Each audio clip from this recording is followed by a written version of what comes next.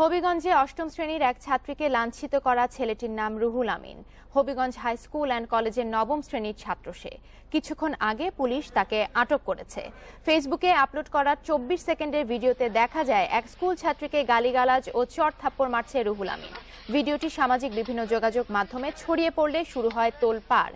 রুহুল আমিন দীর্ঘদিন ধরে মেয়েটিকে উত্ত্যক্ত করে আসছিল। রুহুল আমিনের পরিবারের কাছে বিষয়টি নিয়ে নালিশও করে মেয়েটির বাবা। 26 আগস্ট স্কুল থেকে বাসায় ফেরার পথে মেয়েটিকে লাঞ্ছিত করে রুহুল আমিন, আর সেই ছবি মোবাইলে রেকর্ড করে তার সহযোগীরা। ঘটনার প্রতিবাদে সকালে শহরে মানববন্ধন করে দোষীদের গ্রেপ্তার ও দৃষ্টান্তমূলক শাস্তির দাবি জানিয়েছে নাগরিক সমাজ। এ বিষয়ে বিস্তারিত জানাতে হবিগঞ্জ থেকে যোগ দিচ্ছেন সহকর্মী মাসুদ কার্জন। বখাটে রুহুল আমিনকে ঠিক কখন আটক করা হয়েছে?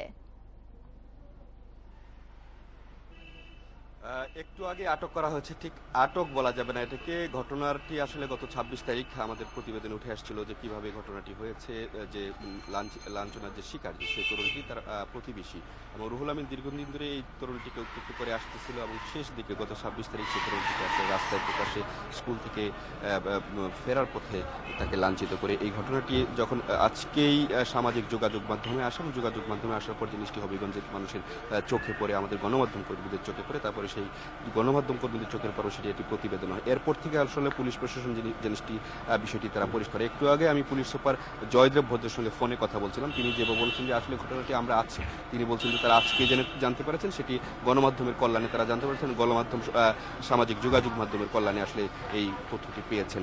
তো এরপর থেকে আসলে পুলিশ যে লাঞ্ছনার শিকার মেয়েটি, সেই মেয়েটির বাড়িতে গেছে।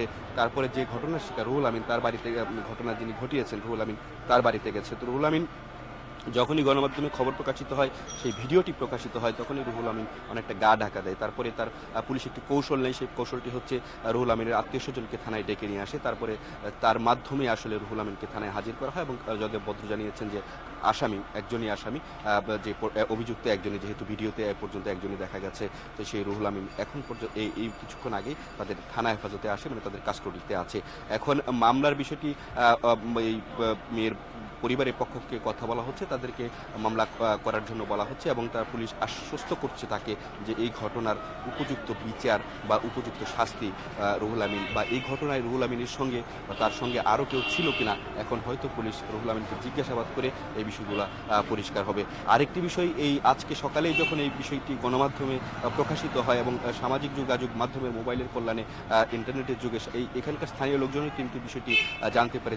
জানার পরে কিন্তু তাদের মধ্যে এক ধরনের ক্ষোভ বিরাজ করে এবং তারা আজকে কিন্তু মানববন্ধন করছে। নাগরিক সমাজের ব্যানারে বিভিন্ন শ্রেণী পেশার মানুষ কিন্তু সেই মানববন্ধনে অংশগ্রহণ করেছে। মানববন্ধনে অংশগ্রহণ করে তারা কিন্তু এর প্রতিক্রিয়া জানিয়েছে এবং পাশাপাশি তার যে সহপাঠীরা আছে তাদেরও এক ধরনের প্রতিক্রিয়া আছে এবং প্রতিবেশী যারা আছে তাদেরও এক ধরনের প্রতিক্রিয়া আছে। কারণ এই বিষয়টি রুহুল আমিন অনেকদিন থেকেই এই স্কুল ছাত্রীকে বিভিন্নভাবে উত্ত্যক্ত করছিল এবং এই উত্ত্যক্ত হওয়ার শিকার বা লাঞ্ছিত সেই তরুণীটির পরিবারের পক্ষ থেকে কিন্তু সালিশও দেওয়া হয়েছিল, কিন্তু কোনো কাজ হয়নি এবং সেই বিচার না করা বা পরিবারের পক্ষ থেকে, রুহুল আমিনের পরিবারের পক্ষ থেকে কোনো ধরনের পদক্ষেপ না নেওয়ার কারণেই কিন্তু রুহুল আমিন প্রকাশ্যে রাস্তায় কিন্তু এই তরুণী বা এই কিশোরীকে, ছোট্ট মেয়েটিকে, স্কুল ছাত্রীটিকে কিন্তু রাস্তায় প্রকাশ্যে এক ধরনের মারধর করেছে, লাঞ্ছিত করেছে। তো সেই এখন রুহুল আমিন, পুলিশ বলছে, জয়দেব ভদ্র সহ পুলিশ বলছে যে রুহুল আমিন মূল আসামি একজনই এবং এখন রুহুল আমিনের সঙ্গে আর কেউ আছে কিনা বা রুহুল আমিন কার প্ররোচনায়,